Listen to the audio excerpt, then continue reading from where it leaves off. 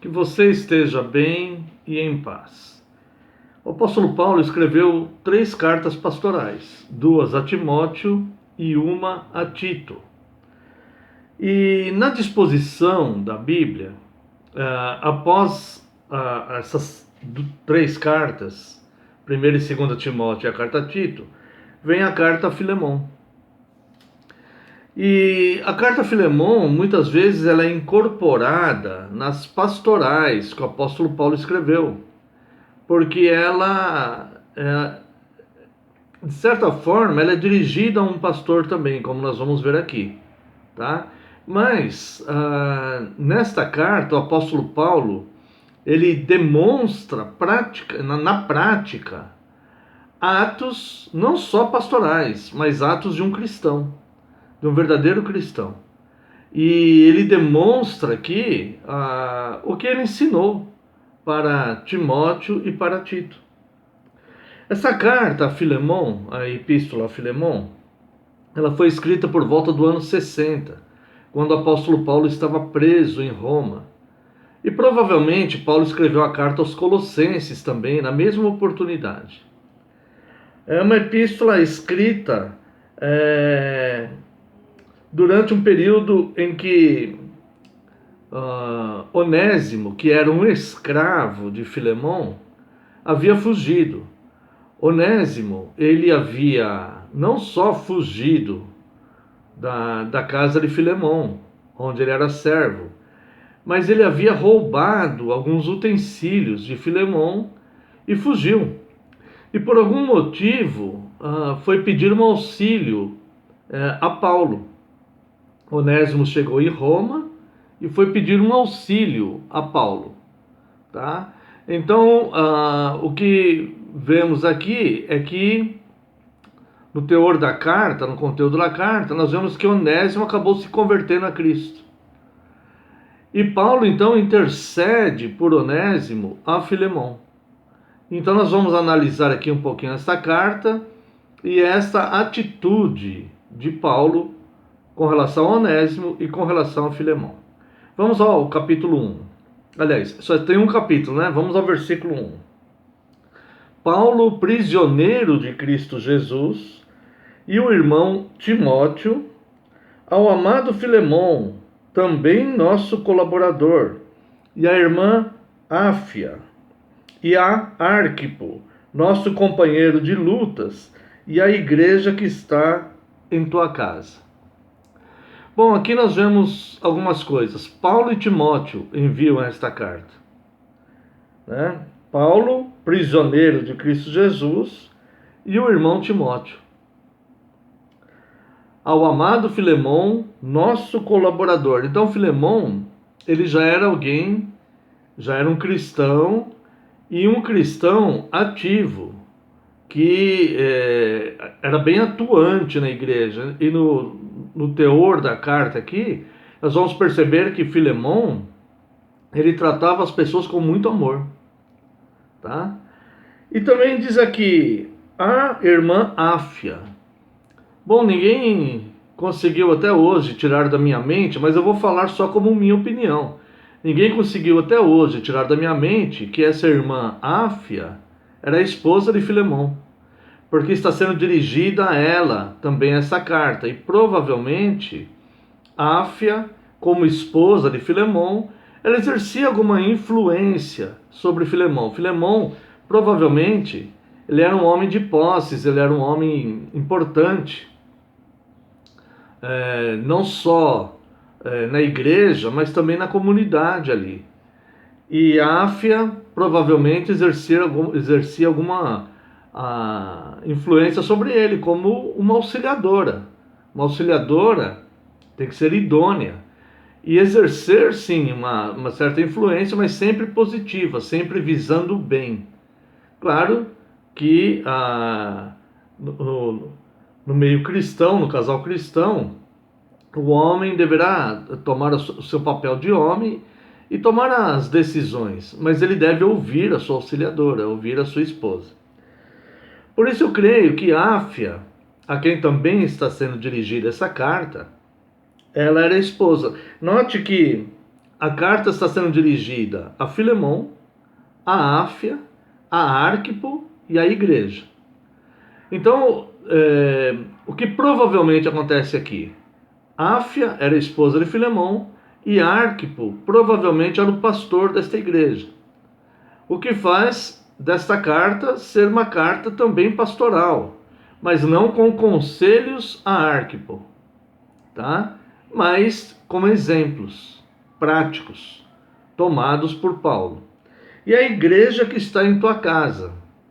Não fica bem claro aqui se essa igreja se reúne na casa de Arquipo ou na casa do próprio Filemon. No entanto, é claro que eles faziam parte dessa comunidade cristã. E Arpio era um líder ali, provavelmente o pastor da igreja. Verso 3. Graça e paz a vós outros, da parte de Deus nosso Pai e do Senhor Jesus Cristo. Essa é a saudação normal à igreja. Por isso sempre no plural, né? A vós outros. Verso 4 a 7. Ação de graças. Dou graças ao meu Deus, lembrando-me sempre de ti nas minhas orações, estando ciente do teu amor e da fé que tens para o Senhor Jesus e todos os santos, para que a comunhão da tua fé se torne eficiente, no pleno conhecimento de todo o bem que há em nós, para com Cristo. Pois, irmão, tive grande alegria e conforto no teu amor, porquanto o coração dos santos tem sido reanimado por teu intermédio. Então Paulo, de certa forma aqui, ele exalta Filemon como um cristão sincero e um cristão amoroso. No entanto, ele diz aqui algumas coisas importantes, além do fato de que sempre se lembrava de Filemon em suas orações.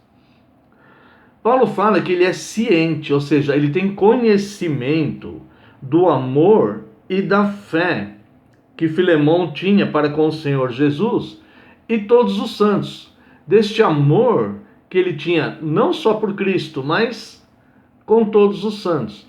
Lembrando que não existe como amar a Cristo e não amar a sua igreja, amar o seu povo. Não é possível fazer uma distinção aí de amores. Eu amo a Cristo, mas aqueles a quem Cristo elegeu, ao povo de Cristo, né, esses eu não amo, não. Isso é impossível, porque o próprio Paulo, ele teve a experiência, enquanto perseguidor da igreja, quando estava indo para Damasco perseguir a igreja, o Senhor Jesus Cristo aparece para ele e fala, o seu nome ainda era Saulo, né?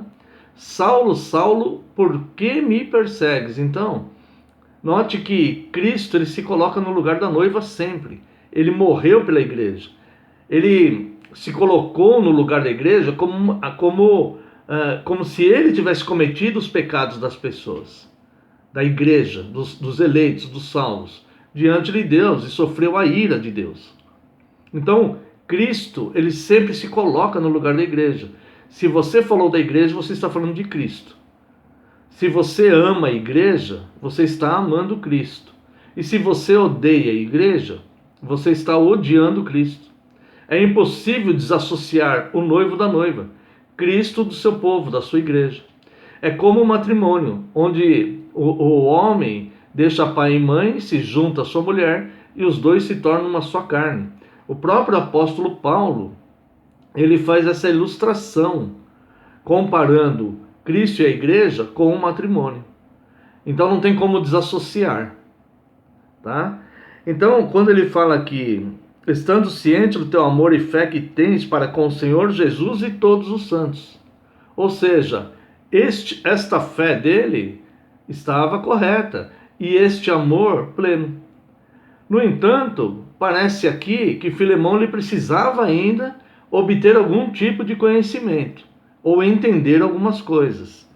E Paulo diz aqui, para que a comunhão da tua fé se torne eficiente, ou seja, ativa, produza frutos de fato, no pleno conhecimento de todo o bem que há em nós para com Cristo, ou seja, dentro do universo cristão, da comunidade cristã, da vida espiritual cristã.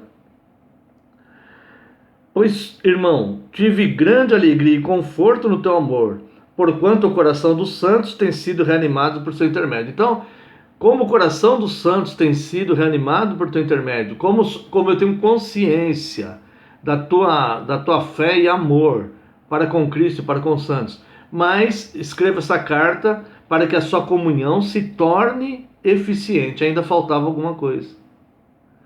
É muito comum em nós cristãos ainda faltar alguma coisa, ainda aprendermos alguma coisa.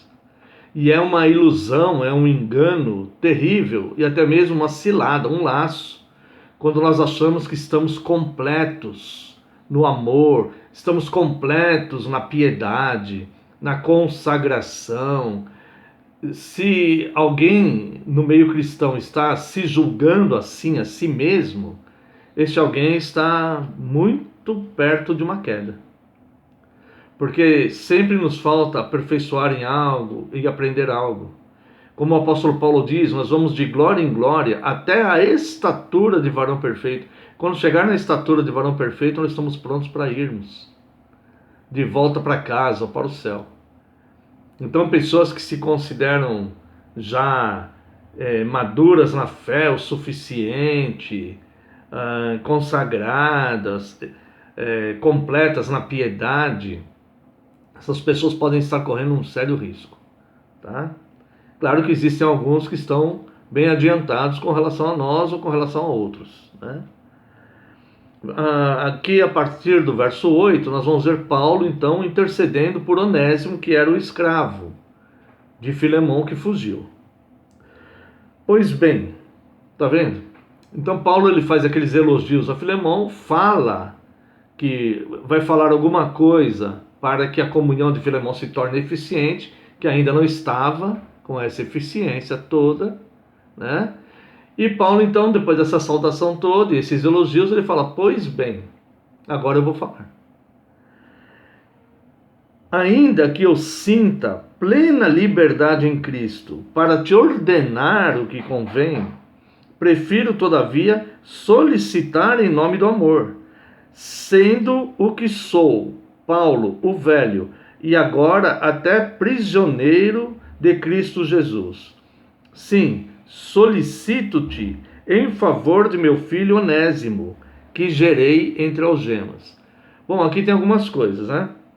Então ele começa: pois bem, agora já te elogiei, já reconheci a tua importância na comunidade cristã, o teu amor e a tua fé, mas agora eu quero te ensinar algo. E aqui é pastorear. Paulo está pastoreando Onésimo. Aliás, está pastoreando Filemão. E ele fala, mas agora eu vou te ensinar algo. Tá? E ele fala: ainda que eu sinta plena liberdade em Cristo para te ordenar o que convém. Paulo tinha essa total liberdade em Cristo por dois motivos.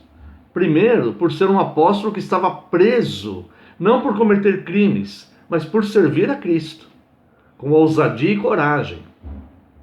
E como apóstolo, ele estava, ele tinha autoridade sobre Onésimo, sobre Filemão, né? Mas ele fala assim: prefiro todavia solicitar em nome do amor, sendo que sou Paulo o velho. Além de ser prisioneiro em Cristo, um apóstolo preso, sofrendo fisicamente, emocionalmente, por amor a Cristo, a outra fonte da autoridade é que ele já era um homem velho. E aqui nós vemos o quinto mandamento. Eu tenho autoridade para falar com você, porque eu sou um cristão velho, ancião, experimentado. E o quinto mandamento, ele nos ensina a honrar os mais velhos. Na primeira instância, mais direto, pai e mãe. Mas depois os avós, depois os líderes, aqueles que o instruíram na fé, aqueles que são mais velhos, as autoridades e etc. Então Paulo ele tinha plena liberdade para ordenar o que convém a Filemão. mas ele prefere solicitar em nome do amor. Ele fala, mas tenho liberdade para te ordenar, mas prefiro solicitar em nome do amor. Por quê? É como Paulo fala lá em 2 Coríntios, capítulo 9, verso 7, sobre as ofertas. Ninguém oferte por necessidade ou por obrigação, mas voluntariamente, porque Deus ama quem dá por alegria. Se Paulo ordena a Filemão algo que seria legítimo, Filemão poderia até obedecer, mas não voluntariamente. Não pelo amor que Paulo queria que Filemão sentisse. Porque Filemão, pelo rigor da lei, ele teria direito de punir Onésimo, que era o seu escravo. Mas Paulo está apelando pelo amor. Eu não quero que você trate Onésimo pelo rigor da lei que você tem direito, mas pelo amor cristão. Como Cristo nos perdoou e nos abençoa com toda sorte de bênçãos, eu quero que você sinta este amor voluntariamente e também ame a Onésimo, que agora também é irmão na fé, e que você o abençoe com sorte de bênçãos que você pode, pela sua posição, você tem como fazer isso. Então Paulo está apelando a Filemão que troque o rigor da lei, que ele tinha direito de agir punindo Onésimo, pelo amor cristão, pelo amor fraterno. Como ele foi perdoado em Cristo, como todos nós fomos perdoados em Cristo, que nós possamos também perdoar pessoas e amá-los. Nós passamos de ofensores e rebeldes contra Cristo para alvo do amor, perdoados por Cristo, e somos beneficiados com toda sorte de bênçãos. Por que não fazermos isso também quando estiver em nós a possibilidade de fazer? E aqui estava essa possibilidade em Filemão, de fazer isso a Onésimo.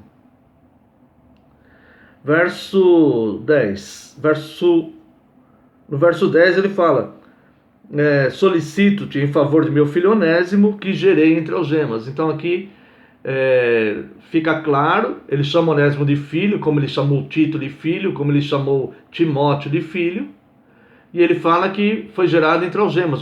Paulo preso evangelizou Onésimo, que foi pedir alguma assistência ali ao maior líder cristão da época. Onésimo provavelmente foi apelar a Paulo para que Filemão não o castigasse, se o encontrasse, alguma coisa assim. Talvez Onésimo já estivesse sem recursos materiais, não tinha para onde ir. Ele era um escravo fugitivo e também havia prejudicado materialmente Filemão. Talvez furtado alguma coisa, provavelmente. Então, ele se converte na pregação de Paulo. Então Paulo fala, intercedo por este que gerei como filho em algemas. Eu em algemas gerei este como filho. Verso 11. Ele antes te foi inútil, atualmente agora, porém é útil a ti e a mim. Porque agora ele é irmão na fé, agora ele tem os olhos espirituais abertos, agora ele vai servir a Cristo como nosso colaborador, tanto teu como meu. E estou te enviando ele aí de volta, que ele vai servir aí na igreja. Isso indica também a participação de Arquipo, que provavelmente era o pastor dessa igreja. Verso 12. Eu te envio de volta em pessoa, quero dizer, o meu próprio coração. Olha que amor, né, que Paulo demonstra, né? Paulo poderia falar assim, olha, não vou me importar com o escravo fugitivo, eu também já estou preso aqui, os romanos vão acabar me matando, e eu já cumpri minha parte e tal. Não, ele fala, eu te envolvo como se fosse meu próprio coração. Onésimo é o meu coração que eu estou enviando para você aí. Olha só, que peso de amor, né? Paulo poderia obrigar, tinha autoridade eclesiástica, inclusive, para obrigar Filemão, mas ele solicita em nome do amor. E ele fala, estou te enviando o meu coração. Onésimo é o meu coração, um escravo fugitivo. Eu queria conservá-lo comigo mesmo, para em teu lugar me servir nas algemas que carrego por causa do Evangelho.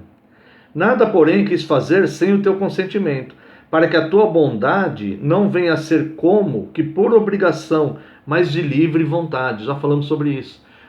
O seu amor e a sua bondade não sejam obrigatórias, mas que você faça isso voluntariamente. É dever do cristão? Claro que é, mas nós devemos fazer isso voluntariamente, com todo amor. É assim que Deus se agrada de nós. Que o nosso coração seja benigno, que o nosso coração seja amoroso e não uma regra fria de fé, de religiosidade. Não, espontaneamente. É nosso dever, mas nós fazemos isso espontaneamente, voluntariamente, com amor. Queremos ser assim. Nós queremos ser cristãos. Nós queremos ser amorosos e bondosos. Verso 15. Pois acredito que ele veio a ser afastado de ti temporariamente, a fim de que o recebas para sempre. Paulo tinha essa fé. Ele acreditava no propósito de Deus nisto. Não como escravo, antes, muito acima de escravo, como irmão caríssimo, especialmente de mim, e com maior razão de ti, quer na carne, quer no Senhor. Então não recebam mais ele como escravo, mas agora como um irmão caríssimo, tá? Da família da carne e da família espiritual. Se, portanto, me consideras companheiro, recebe-o como se fosse a mim mesmo. Olha o exemplo do pastorado de Paulo.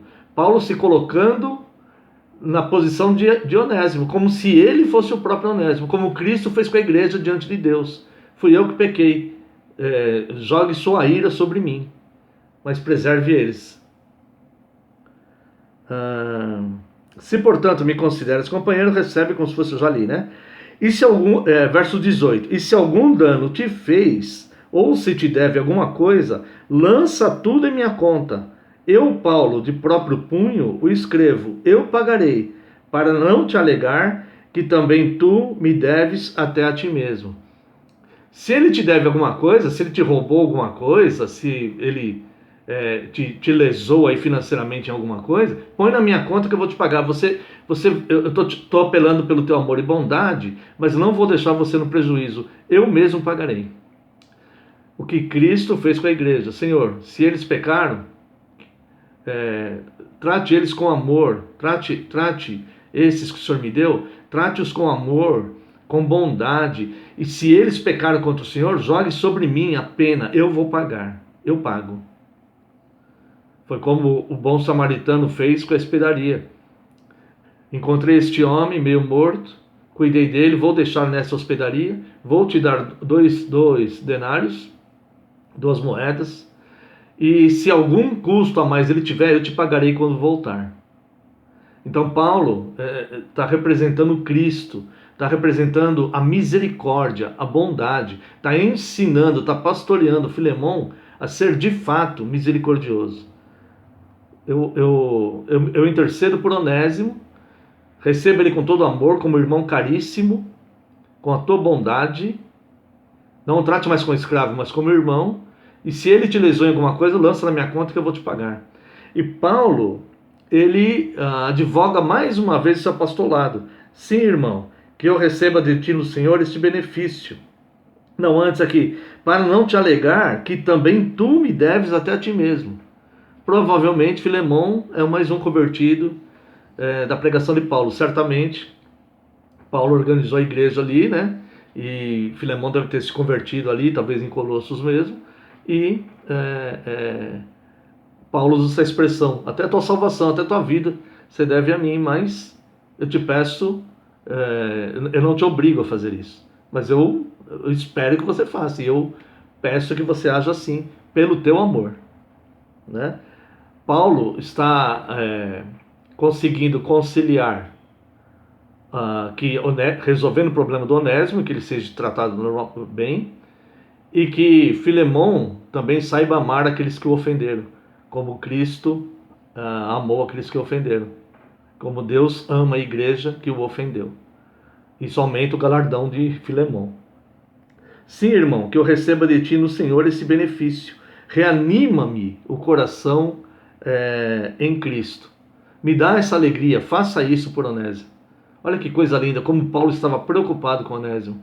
Como essa intercessão que ele fez por Onésimo não foi apenas um negócio para desencargo de consciência, mas foi profundo, foi apelando mesmo pelo amor de Filemão, desejando que Filemão trate Onésimo com todo esse amor e esse carinho. E por fim, a saudação aqui, né? Certo como estou da tua obediência, eu te escrevo sabendo que farás mais do que estou pedindo. Antes ele falou, escrevo de próprio punho. Normalmente, Paulo ele tinha um escriba, que chamava Tércio.